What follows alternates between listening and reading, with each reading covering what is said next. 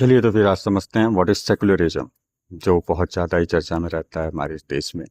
और सवाल है कि can it be equated with the religious tolerance? How is Indian secularism is different from western secularism and what are the criticism of secularism? Basically, this question will cover the whole topic of whole chapter of secularism. ठीक है, UPSC perspective and state PCS and every other government exam आप किसी के लिए भी prepare कर रहे हो तो it can be of your use. तो हम सिंपल सी बात है, हम सवालों के थ्रू इंडियन पॉलिटी को समझने की कोशिश करेंगे। और ये मेरी पहली वीडियो मैं पहल कर रहा हूँ, तो आप लोगों का सपोर्ट और आप लोगों का फीडबैक दोनों मुझे चाहिए। तो शुरू करते हैं। तो सवाल है कि भैया सेकुलरिज्म क्या है? क्या सेकुलरिज्म और रिलीजियस टॉलरेंस दोनों बराबर है? रिलीजियस टॉलरेंस मतलब कि धर्म एक दूसरे धर्म को बर्दाश्त कर रहा है। और इंडियन सेकुलरिज्म कैसे डिफरेंट है वेस्टर्न सेकुलरिज्म से, और क्रिटिसिज्म क्या है? तो बात है कि सेकुलरिज्म क्या होता है कि एक पॉलिटिकल प्रिंसिपल है, ये सिद्धांत है कि जो राज्य है, स्टेट है, जो स्टेट इन द सेंस कि जो गवर्नमेंट है, माफ करिएगा राज्य नहीं, जो स्टेट है यानी कि जो गवर्नमेंट है वो सेपरेट रहेगी रिलीजन से। यानी गवर्नमेंट किसी भी ना रिलीजन को फॉलो करेगी, ना किसी भी रिलीजन को प्रोपोगेट करेगी, ना गवर्नमेंट किसी भी रिलीजन को एक ऑफिशियल रिलीजन डिक्लेयर करेगी। Government will treat every religion equally. ठीक है, गवर्न और इसके 3 कोर आइडियाज हैं। ठीक है, कोई भी स्टेट का ऑफिशियल रिलीजन नहीं होगा, जैसे मैंने अभी बताया कि कोई भी ऑफिशियल रिलीजन को गवर्नमेंट ऑफ इंडिया ना ही इंडोर्स करेगी, ना ही अपनाएगी कभी भी, ना ही कोई फेथ यानी कभी भी फेथ को भी इस्टेब्लिश करेगी। इक्वल ट्रीटमेंट होगा, स्टेट सबको इक्वली ट्रीट करेगा। समानता का जो हमारा अधिकार है, उस अधिकार के तहत हमें समानता के रूप से ही ट्रीट किया जाएगा। और फ्रीडम ऑफ कॉन्सेंस यानी कि आपकी जो सोचने का, आप कुछ भी सोच सकते हैं, आप मानना है आपको मानिए, आपको नहीं मानना है मत मानिए। तो स्टेट को उन दोनों कंडीशन में आपकी बात, आपके साथ रजामंदी उसकी होनी चाहिए। स्टेट ये नहीं कह सकता कि आपको मानना है कुछ और आपको नहीं मानना है, ये आपके ऊपर है, आपकी कॉन्शियस फ्रीडम, आपकी चेतना है ये।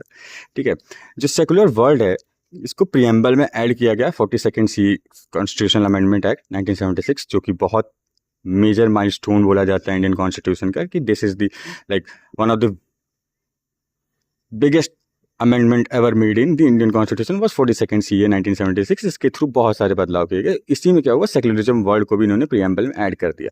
अब ऐसा नहीं है कि सेकुलरिज्म वर्ड को प्रियम्बल में इन्होंने ऐड तब किया उसके बाद इंडिया सेकुलर हुआ, नहीं। हमारा जो आज़ादी जो हमें मिली, तो हमारा जो आधार ही था वो यही था कि भैया समानता। हम इतने ज़्यादा पीड़ित हो चुके थे अंग्रेजों से, और जितने भी हमारे ऊपर जिन्होंने शासन किया, हम ऑलरेडी बहुत पीड़ित थे। और उनका जो रूल करने का जो तरीका था वो यही था, डिवाइड एंड रूल का। तो हम इसी चीज़ से तो तंग आ गए थे ना।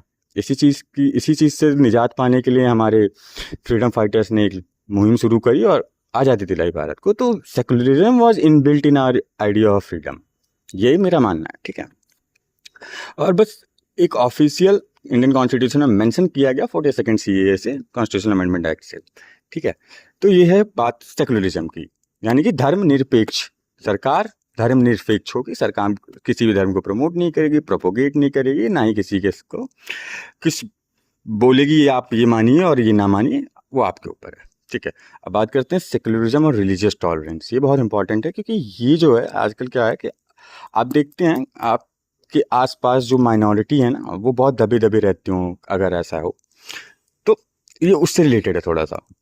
ये बोला जाता है कि जो रिलीजियस टॉलरेंस है वो और सेकुलरिज्म, ये ना कभी भी ये बराबर नहीं हो सकते।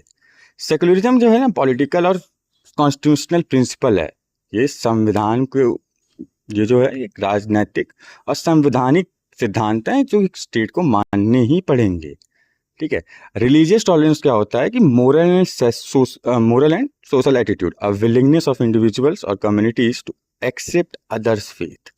ठीक है, अब समझिए, मैं बताता हूँ, समझाता हूँ रिलीजियस टॉलरेंस क्या होता है। मान लीजिए कि आप एक सिंपल सी बात है, मान लीजिए आप पब्लिक ट्रांसपोर्ट में आप ट्रैवल कर रहे हैं और आपके बगल में एक मौलवी जी आ गए और उन्होंने वो बैठ गए और वो अपना जो भी करते हैं वो कर रहे हैं। तो अब आपको यहाँ पे रिलीजियस टॉलरेंस आपके पास होनी चाहिए। आप ये नहीं कर सकते कि तुम मतलब आप मुस्लिम हैं और या फिर आप किसी और धर्म से हैं तो आप उधर जाके बैठिए, ऐसा कुछ, ये ऐसा नहीं होगा। आप जो कम्युनिटी है, जो इंडिविजुअल्स हैं, वो एक दूसरे की फेथ को, बिलीफ को एक्सेप्ट करेंगे। ठीक है, इसे रिलीजियस टॉलरेंस कहा जाता है। तो टॉलरेंस एक कंपोनेंट है, सेकुलरिज्म का एक पार्ट है, समझ रहे हैं। सेकुलरिज्म एक इंस्टीट्यूशनल गारंटी, कहते हैं ना, संविधानिक गारंटी मिली है हमें, ठीक है, कि ठीक है, और ये सेकुलरिज्म लीगली इन्फोर्सेबल भी है, ठीक है। ओके, अब अगला जो पार्ट था सवाल का कि डिफरेंस क्या है Indian secularism versus western secularism में, ठीक है। जो कोर प्रिंसिपल है इंडियन सेकुलरिज्म का, वो प्रिंसिपल डिस्टेंस है। प्रिंसिपल डिस्टेंस यानी कि सरकार आपसे दूरी बना के रखेगी, आपके धर्म से, आपके बिलीफ से, आपके फेथ से, लेकिन हाँ, अगर कोई ऐसी ज़रूरत पड़ती है जहाँ सरकार को इंटरवीन करना पड़ेगा to betterment of that specific religion, तो सरकार इसमें भी पीछे नहीं रहेगी, क्योंकि ये सरकार का काम है, ठीक है जी।